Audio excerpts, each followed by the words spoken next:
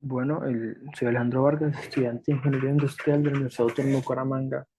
El día de hoy les vengo a hacer una exposición sobre varios temas de electromagnetismo. El primer tema que vamos a hablar va a ser el trabajo. ¿Qué es el trabajo? Así por encimita, es como el trabajo es lo que realiza una fuerza eléctrica sobre una carga. O sea, por ejemplo, aquí vemos de un punto A a un punto B. Igual ocurre con otras fuerzas, como la fuerza gravitatoria, la fuerza eléctrica, es una fuerza conservativa. Eso implica que, por ejemplo, el trabajo que realiza una fuerza eléctrica para mover un cuerpo cargado desde una posición A hasta otra B, únicamente depende de dichas posiciones y no del camino seguido para llegar a B.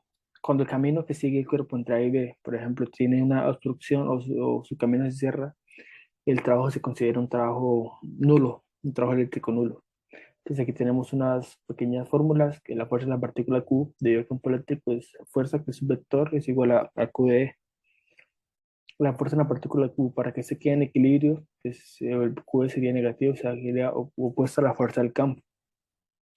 Y por tanto el trabajo realizado de una partícula Q sería dW por la fuerza de A por dL.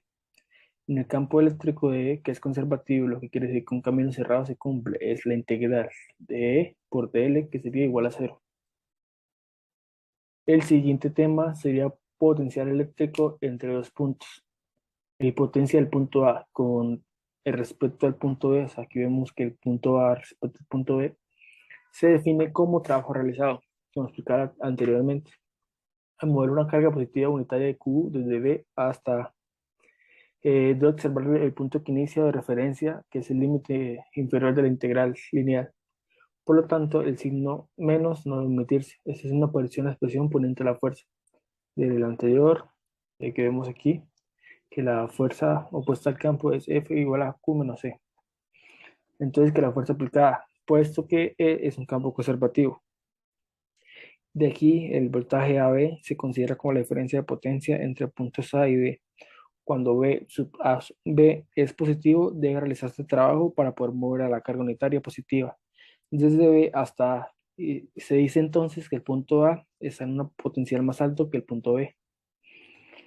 Y ya por consiguiente, ya con esta breve explicación, voy a poner unos pequeños ejercicios.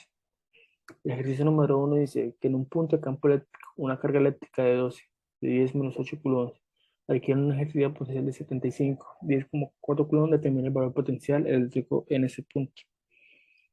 Entonces, si cualquier cosa pueden pausar el video y en 5 segundos lo voy a poner la respuesta. Entonces, aquí tenemos la energía potencial, W sobre Q, 75. Aquí tenemos la ecuación de 75 por 10 a la menos 4 sobre 12 por 10 a la menos 8. O sea, la carga eléctrica que adquiere se le divide este potencia se le divide esa carga eléctrica. Y eso nos da 6,25 por 104 voltios. Y el segundo ejercicio dice, a una distancia de 10 centímetros se encuentra una carga de 6,5 por 10 a la menos 8. Determinar el valor del potencial eléctrico a esa distancia. Otra vez, dejo 5 segundos, pueden pausar el video y tratar de hacerlo. Entonces tenemos que R es igual a 10 centímetros por un metro. Y entonces eso sigue sobre 100 y da 0,01 metro. Para ver ya la ecuación. Entonces, en el potencial en un punto creado por una carga eléctrica, viene a terminar la ecuación de V es igual a Q por V sobre RB. Así que tenemos, se reemplazan los valores y por total nos da 58.050 voltios.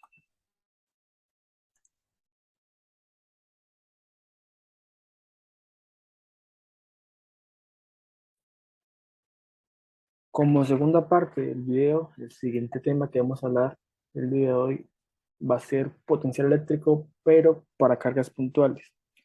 Este, como el campo eléctrico producido por una carga puntual Q tiene una dirección radial, entonces vamos a cambiar esa ecuación y vamos a decir que B sub A va a ser, pues ya por terminar aquí, el Q sobre 4 pi sobre E sobre 1 RA menos 1 RB, es decir, una carga positiva Q el- es una carga positiva de Q. En el punto A está en un potencial más alto que el punto B, cuando RA es menor que RB. Entonces, las superficies X potenciales son conchas esféricas concéntricas, para entenderlo mejor. Si al punto de referencia B se le permite ahora moverse al infinito, entonces ya es cada quien con B sub A B es igual a Q sobre 4pi sobre EO de 1 RA menos 1 sobre infinito. Eh, y B sub A, o sea, solo sub A es 1 sobre 4pi EO por Q sobre RA. Entonces, en el material que sigue se harán unos usos considerables de la anterior ecuación.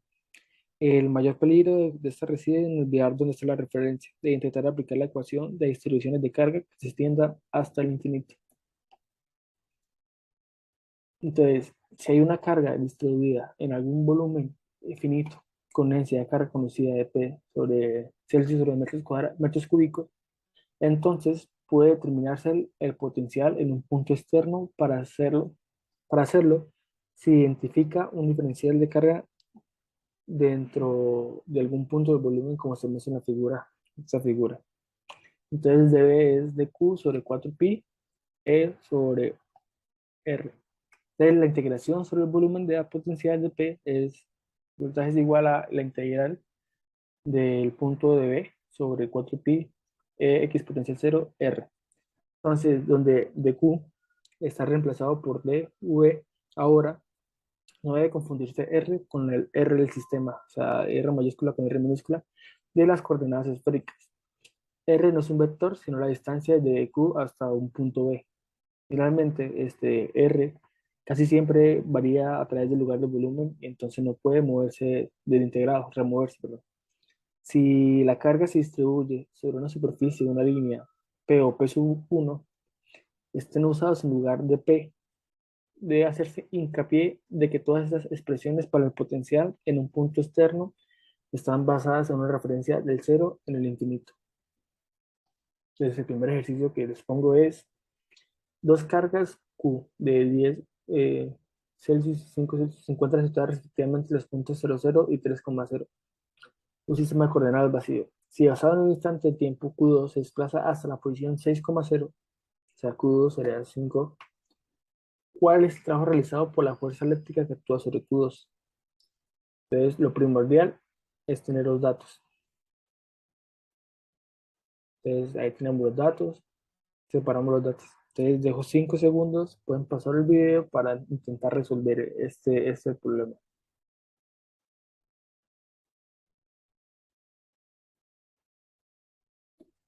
Entonces, aquí tenemos la solución. Entonces, para los ejercicios basta con aplicar la fórmula de trabajo eléctrico, que es W de punto 2A, punto 2B.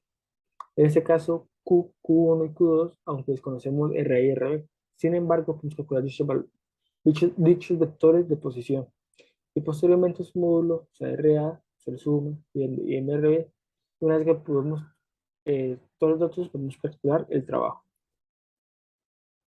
Y el segundo ejercicio es en una carga puntual de los UC se encuentra en el punto de A menos 1,2 y otra de menos 2 se encuentra en el punto de 2,2. Calcular el vector de campo eléctrico total en el origen si los valores de vectores de coordenadas están expresadas en metros.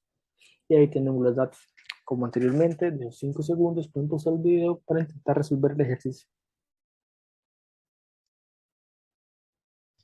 Entonces, para resolver ese ejercicio se usa la identidad de campo eléctrico de principio de superposición creado en Z con unas cálculos de CUP sub A y CUP sub B. Recordando que el campo eléctrico creado por una carga puntual se obtiene por medio de la siguiente expresión. U QR2 por U es igual a R. No olvidando que el vector UR se trata de un vector unitario de otro vector R, que básicamente une la carga con la ubicación del sitio donde queremos determinar la intensidad del campo creado por dicha carga. Por esta razón, en primer lugar, calculamos vectores de carga R es igual a A y R es igual a B. Entonces aquí tenemos cómo calculamos R y después de eso calculamos una carga general en Z de forma aislada.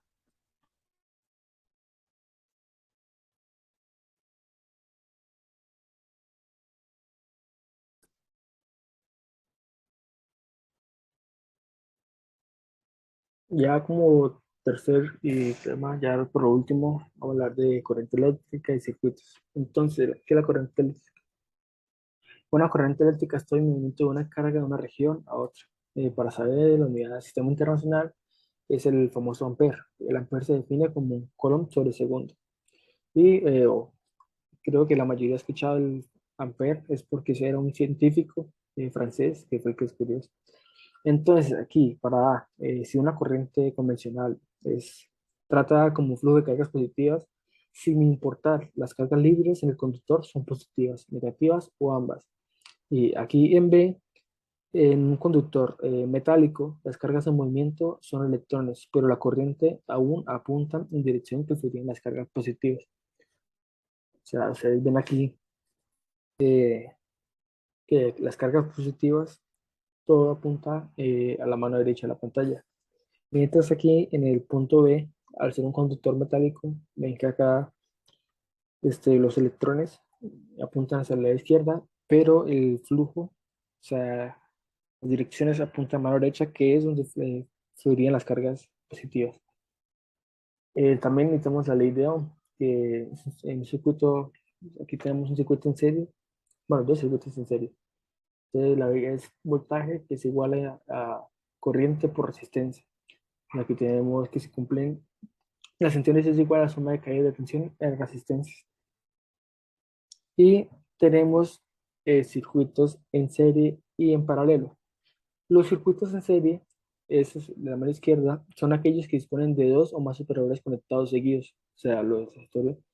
Es decir, en el mismo cable, aquí hay un solo cable, o conductor, dicho de otra forma, en este tipo de circuitos, para pasar de un punto a otro, o sea, del polo negativo al polo positivo, la corriente eléctrica se da la necesidad de atravesar todos los operadores. Y en el paralelo es aquel que dispone de dos o más, es el que dispone de dos o más operadores de distintos cables. Dicho de otra forma, es en que ellos pasan por un punto a otro del circuito polo negativo a positivo. La corriente eléctrica dispone de varios caminos alternativos. Tú ves que aquí sale el voltaje, puede ir por acá, por acá. Y este puntico se le llama el famoso nodo, que es donde se separan las corrientes cuando son en conexión paralela. Por lo que se solo atravesarán aquellos operadores que encuentren su recorrido. Entonces aquí tenemos las fórmulas, que si pueden pasar el video para anotarlas, que son muy importantes: la potencia, intensidad, que sean amperios, potencia sean vatios, la tensión sean voltios y la resistencia sea ohmios. Entonces tenemos el siguiente ejercicio. En el circuito de la figura, que es la resistencia equivalente y la intensidad. Entonces aquí brevemente tenemos las resistencias. Entonces primero, al ser paralela, se halla la resistencia 2 y 3. ¿Por qué? Porque aquí, al haber un nodo, no es la misma intensidad que pasa por aquí que pasa por acá. Entonces, al ser paralelas, puede coger la misma resistencia. Entonces, hay que conocer la R equivalente de una paralela es 1 sobre R más 1 sobre R. Entonces, aquí nos da todo este resultado, nos da 2.5. Entonces, ya al estar en serie, o sea, se quita eso, queda aquí, eso sería en serie, sería R1 con R2 y 3, y aquí la muestra, que sería una suma. Y por último, con la ecuación que les di anteriormente, que la intensidad es lo mismo, o sea, la ley de Ohm, voltaje sobre resistencia, entonces sería 12 sobre 4.5 ohmios, que eso daría 27,7 amperios. Y el segundo ejercicio es muy parecido, solo que con una resistencia más, y se calcula la resistencia equivalente e intensidad del siguiente circuito.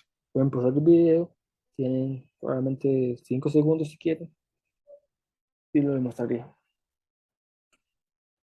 El siguiente ejercicio, obviamente circuitos, tenemos aquí nuestro circuito con sus resistencias.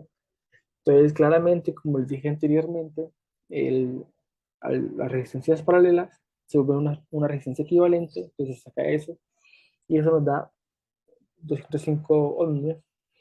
Entonces, ya al estar en serie, sacamos la resistencia total, que eso nos daría unos 405 ohmios. Después sacamos el voltaje.